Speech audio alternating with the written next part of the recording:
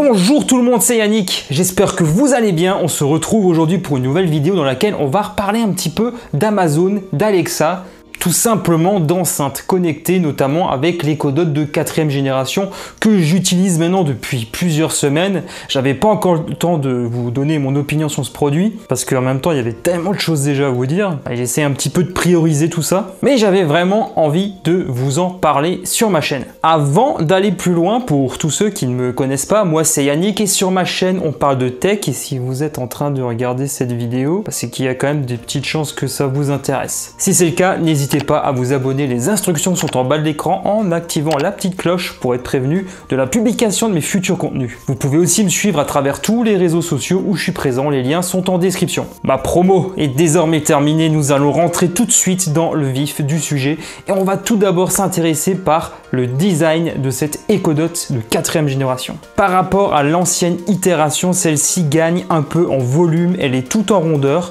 avec un beau tissu acoustique sur le pourtour de l'enceinte connectée qui lui donne d'ailleurs une certaine allure, je trouve, un bel aspect à l'ensemble. Point de vue connectique, il n'y a vraiment pas grand chose, il y a une sortie jack à l'arrière à côté de l'alimentation. On ne retrouve que 4 petites touches qui sont présentes sur le dessus de l'enceinte pour mettre Alexa en écoute ou en sourdine, augmenter ou baisser le volume.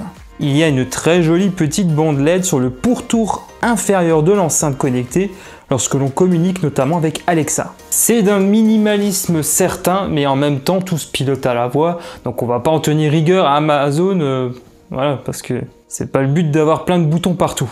Et on peut la mettre vraiment dans toutes sortes de pièces, que ce soit un couloir, une cuisine, un bureau, ou encore dans votre chambre, pourquoi pas. Elle saura se faire discrète de son petit coin, elle va pas vous déranger. Maintenant qu'on a fait le tour du propriétaire en termes de design, on va maintenant s'intéresser par un petit peu les choses un petit peu plus fonctionnelles. On va d'abord commencer par l'appairage. Tout d'abord, il faudra commencer par télécharger l'application disponible sur Android et iOS.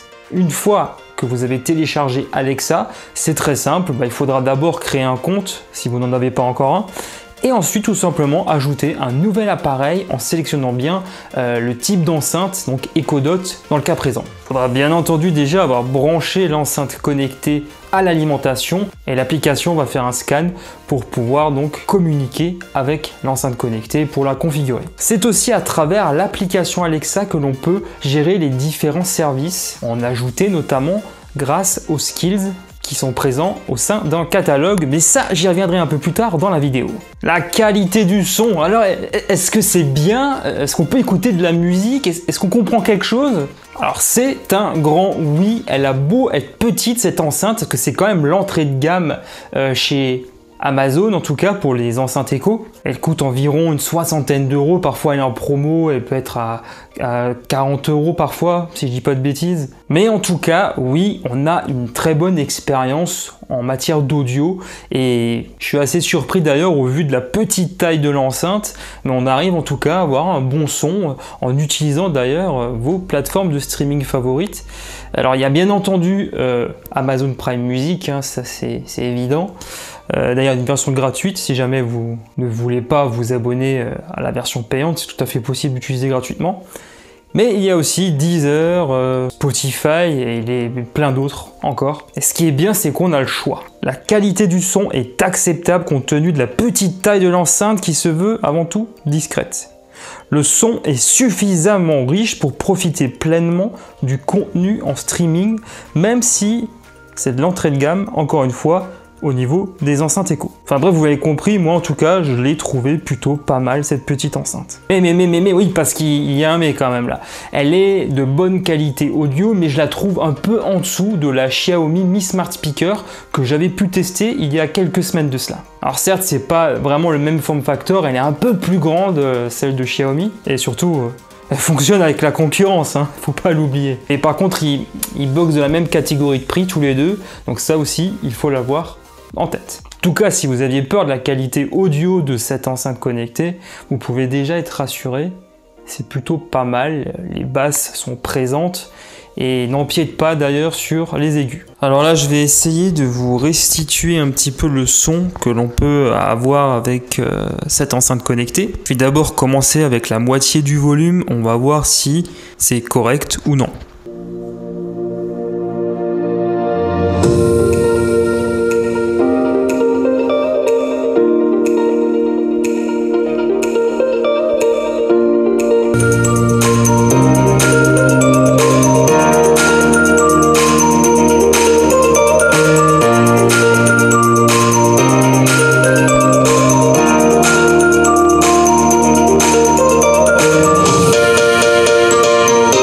pu constater, quand on est à la moitié du volume, ça fonctionne plutôt pas mal. On a vraiment un bon détail au niveau du son. Mais quand on est à fond, ça sature assez facilement et on a déjà un petit peu moins l'impression d'avoir une excellente qualité de son. Ça, c'est un petit peu dommage. Donc bon, on va s'arrêter là, j'ai rien d'autre à ajouter. Parler de la qualité du son, quelle en est en fait de la qualité de l'oreille de cette Echo Dot 4? Est-ce que quand je l'appelle, est-ce qu'elle m'entend? Au niveau des micros, en tout cas, je trouve que ça fonctionne bien mieux que l'Echo Show 5 dont je dispose aussi. Au début, je l'avais mis dans mon salon. Là, maintenant, j'ai mis l'Echo Dot à la place et je trouve que elle percute mieux quand même. Parce que bon, parfois, j'avais l'impression qu'elle se foutait de ma gueule, Alexa.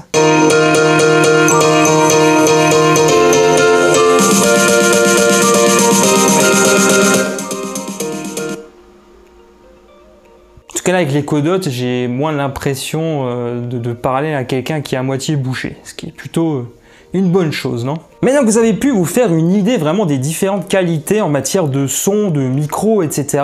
de cette enceinte connectée, on va un petit peu maintenant parler des skills. Alors pour ceux qui ne savent pas de quoi je parle, les skills sont en fait des services que l'on peut activer sur l'enceinte connectée, que ce soit directement à partir du portail web d'Amazon ou tout simplement grâce à l'application Alexa. Vous avez en fait donc directement une petite boutique, comme une boutique d'applications qui va venir ajouter des petites fonctionnalités supplémentaires pour doper un petit peu les capacités d'Alexa. Il y en a vraiment pour tous les goûts, toutes les couleurs, etc.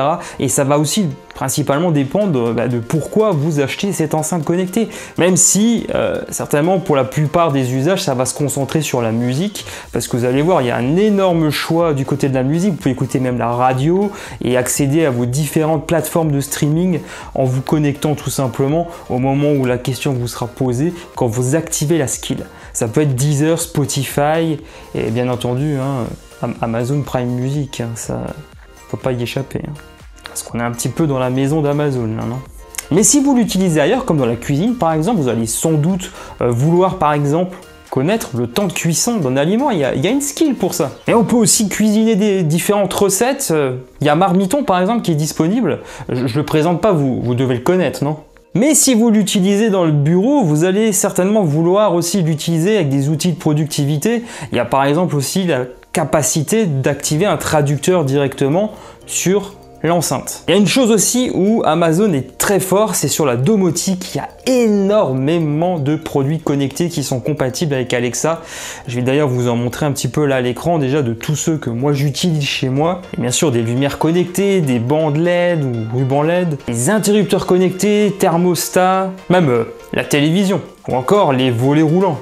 D'ailleurs, même à l'extérieur, je peux gérer la pompe de ma piscine. Bref, vous voyez l'idée, il n'y a vraiment plus aucune limite de nos jours. D'ailleurs, vous dites-moi quels sont vos skills préférés sur Alexa. Je serais assez curieux de le savoir. Et ça pourra aussi peut-être intéresser d'autres personnes. Échangeons sur le sujet. Et nous arrivons maintenant au moment du verdict. Qu'est-ce que je pense exactement de cette petite enceinte connectée? Forcément beaucoup de bonnes choses. Moi je trouve en tout cas qu'elle répond à tous mes besoins, tous mes usages pour un prix qui reste assez attractif. Encore que bon, la version classique coûte 60 €. Vous avez aussi une version avec une horloge qui est intégrée au niveau du tissu acoustique. Moi je trouve ça un petit peu gadget, mais écoute, 10 € de plus. Si vous en avez besoin, why not? En tout cas, je suis séduit par sa qualité de son, par son écoute aussi, c'est important.